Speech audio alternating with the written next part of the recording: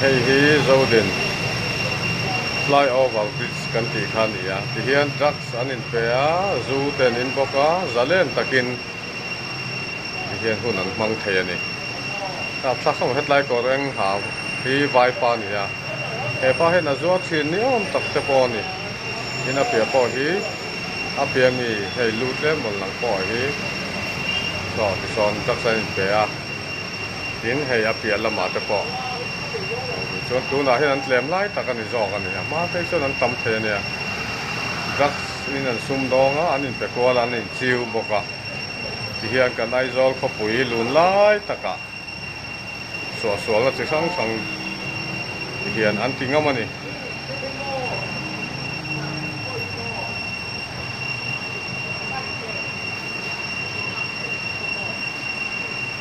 rắc tắm anh xóa thì sao anh in lê à anh in pe à anh thì bọc cái này